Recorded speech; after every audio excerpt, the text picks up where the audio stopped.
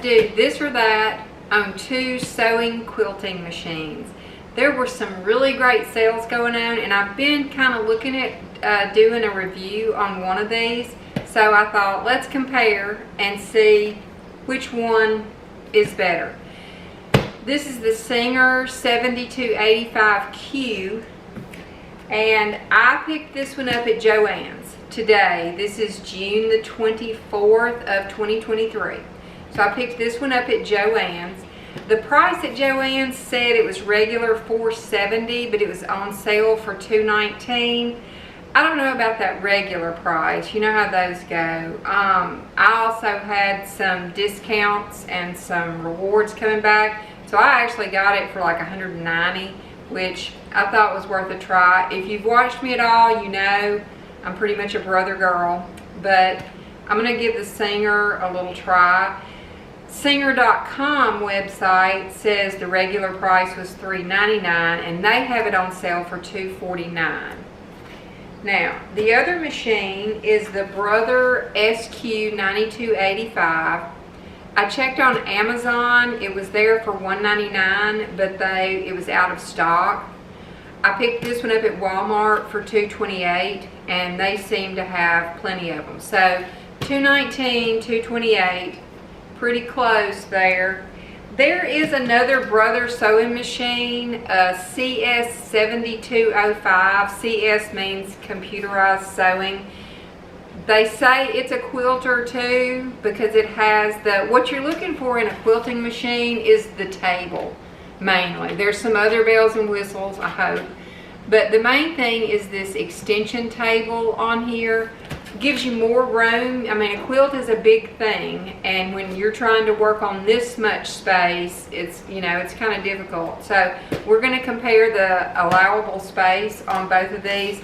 But anyway, that 7205, it was on Amazon for $249, and it was at Joann's for $259. And I tried to compare the difference between that one and this Brother. But the things on the Brother website that it said the 7205 had, but this one didn't. Well, this one does have it. Like the needle up-down position, this one does. So I just picked this one up. So I'm fixing to open the box and get all the bells and whistles and goodies out and get them out here, and stick around and we'll look and see what's in the box. Okay, so let's have a look at all of the accessories. I'm going to try to go through here. Let's see what they both do have, and then we can see what's special to each machine.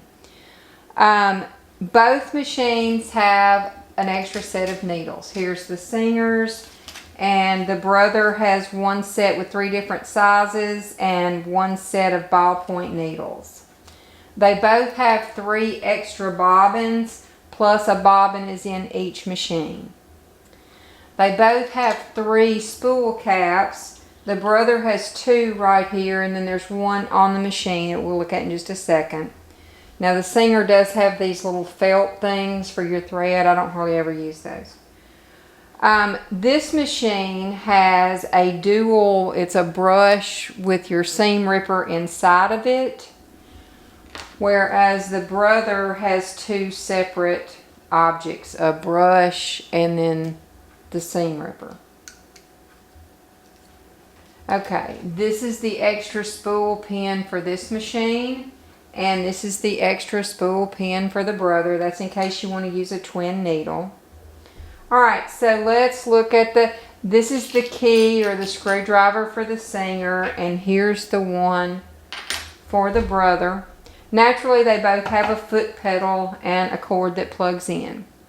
Alright, they both have a walking foot, which is perfect if you're going to be sewing a lot of layers.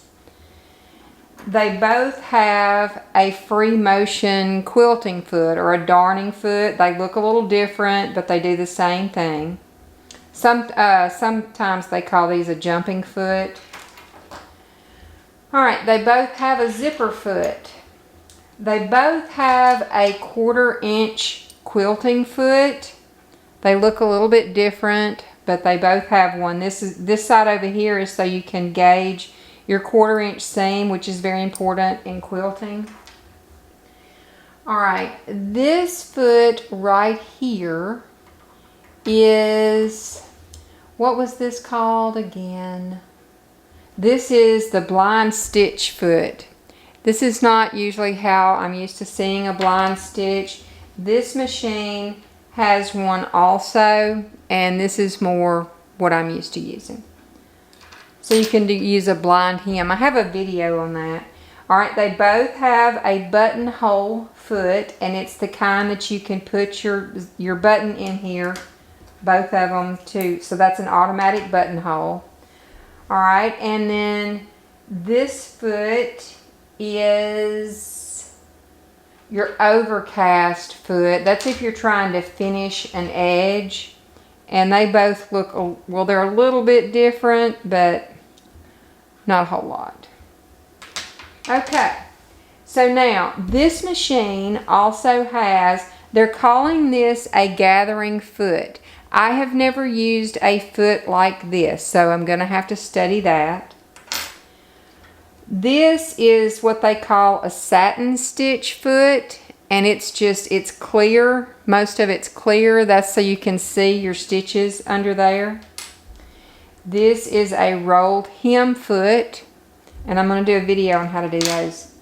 This is a darning plate cover, and this was a disappointment. You're going to use this, and I'll show you when we get to the machine, but this goes under here, and it's going to cover up your feed dogs. If you want to do free motion quilting, you don't want your feed dogs moving your fabric around. So I was really hoping that the machine would have feed dogs that you could drop and then you sew, but it doesn't, and you know this because there is a feed dog cover. The Brother has feed dogs you can drop. You just switch up, there's a button on the back, you drop them down, and then you can move your quilt around under there, or whatever you're trying to sew, you can move it around as you want to.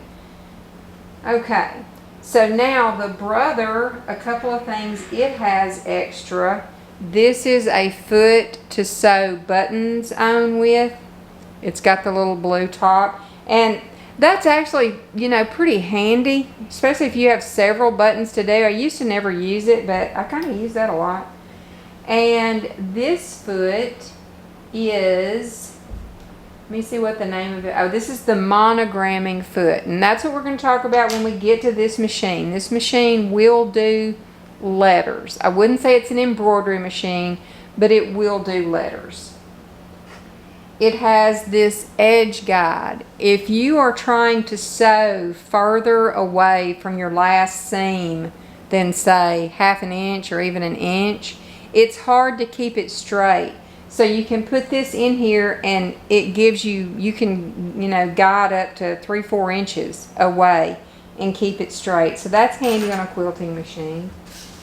It also has a double needle included, and it has an eyelet punch. Okay, so let's look at the tables now that go on this. Oh, so I don't forget, this machine does not come with a manual. It comes with some papers, and you get online and look at your manual. This machine comes with a whole book. Okay, that's either, there's one in Spanish, plus it comes with an instructional DVD. So if the manual is important to you, that might be a checkbox for you. Okay, let's look at this other stuff. The seamer does come with this really nice hard cover. It's, you know, it's not just a piece of fabric. It's hard, and it has a pocket in the front. So when you put that over the machine, you could store your, might even put your table in there, but definitely your accessories and whatever else. Not your manual, because you didn't get that. So it does have a nice hard cover. Now, first of all, and this one has a little bag for your accessories, and those were all in here. They were in these. One thing, this has an accessory compartment, but you cannot access it. It doesn't fold down like this one did. You have to pull it out and then open it like that to get into it. So that's not as convenient to me as just being able to open this while I'm sewing. So let's take these off now and let's put the tables on, because that's actually the selling point behind these two machines. Alright, so you take those off. This just slips right in with a pretty loud click. Alright, and this table, got too many cords here, slips in as well. Okay, I did find it interesting that the Brother has these little feet under it. You unscrew them or screw them to level your table. So this one just has fold down. It's got this thing, this foot that folds out. Okay, so here they both are with their tables. Let's get some measurements on these. This one is kind of cool because it curves down, so I think that would fit better, you know, as you're, be more comfortable as you're sewing. This one is straight across. So let's see what we're looking at here. On the Brother, from the back of the throat here to the edge of the table is, well, you've got 14 inches that way. From the throat of the machine to the needle is about, it's about 5.5 inches. And then the table this way is 10. So what did I say? 14 and 10 on the table. All right, this one is 17.5. And from the front edge to the back is still 10. The throat space on this one is about the same. It's going to be 5.5 from there to there. Let's see the height. About 4 inches from bottom to top, and about 4 on this one. This Singer does look like it has more throat space because this one is arched. You can kind of see, and that's a pretty big deal if you're trying to do a big quilt, because you're going to have to roll up half of it and try to get it through this space when you're quilting the center of it. Okay. I do like the fact that this one both of them have the horizontal spool holder, because I like thread that feeds, that's cross wound. I also have a video on that. I like cross wound thread, so you'll be able to use it on this one, on both of these. So that's not a deciding factor. Now let's look at the number of stitches maybe. That might be important. Okay, so let's have a look at the front of the Brother machine. I do see it has an automatic needle threader. This would be your reverse button. This is a start stop, so if you want to sew without using your presser foot, you can. Here's the needle position. Do you want that needle, when you stop sewing, do you want it to be in the down position or the up position? That's very important in quilting, because when you have to sew a really long seam, you want your needle to stop in the down position so you don't take a chance on moving the fabric. Now this is going to be your speed control. When you set it in the lowest position, no matter how hard you press that presser foot, it's not going to go any faster. So when you move it here, it will go. This is also when you are using the automatic speed. This tells you this tells it how fast to go. Let's turn it on. There's your light. Here's all your information, your stitch width, your stitch length. This will let you select which number stitch you want here, and there are 99 to choose from. I never really paid that much attention when they tout these huge number of stitches, because like these two stitches, they're mirror images, these two are mirror images, and I actually use both of those stitches a lot when I'm putting binding on. It has different buttonholes. It's got some very interesting stitches there. So this is going to be your tension. And it says it has an automatic tension setting. So I'll try that out. And what I'll do when I get through with this, I'll split up each machine. I'll do a playlist for both of them and get into more detail. This is just kind of a comparison. So let's see what it sounds like when it's running.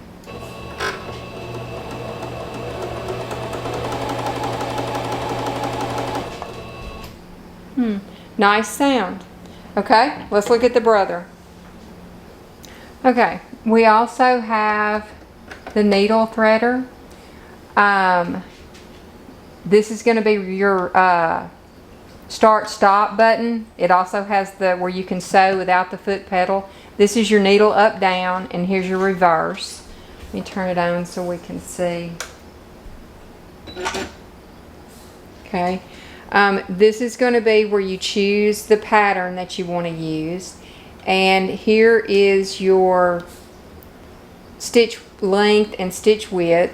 Now this is where you're going to set your tension. So this does not have automatic tension. You know, and we'll test that out. I don't have a lot of faith in automatic tension machines, but you know, they could have gotten better since my day. Okay. We have 3 different items here. This is going to be your monogramming, doing letters and numbers only, and I'm not sure how many fonts it has.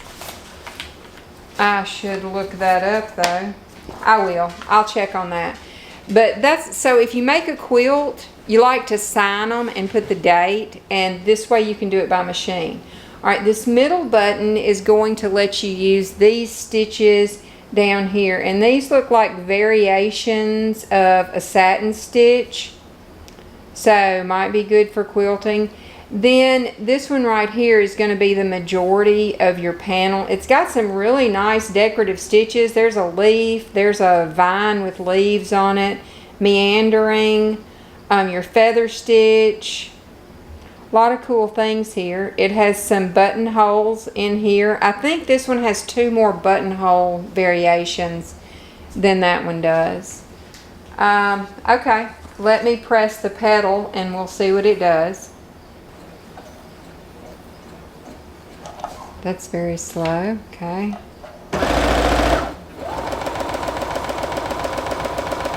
Very quiet. Very quiet. And like I said, this one does have a switch in the back. It's just a little toggle switch. You can move it. That will drop these feed dogs down. So if you want to do free motion quilting, you can. So that's my impression of these 2 machines right out of the box. It's very interesting. I will start now. I'll go through each one and make some specific videos. I'll start a playlist for each one, and I'll make some specific videos to go through all the different things each one has. But for around $200, if you're looking to move up into something to do quilts with, and the extra bed space is nice, whether you're quilting or just sewing. A lot of times, you know, people have a sewing table and the machine kind of sits down in the table, so you have all that bed space there. But a lot of us these days are, like I am, kitchen table sewers or desktop sewers. So this table would be nice, and both of them have that. I am interested to see how the automatic tension on the Singer does.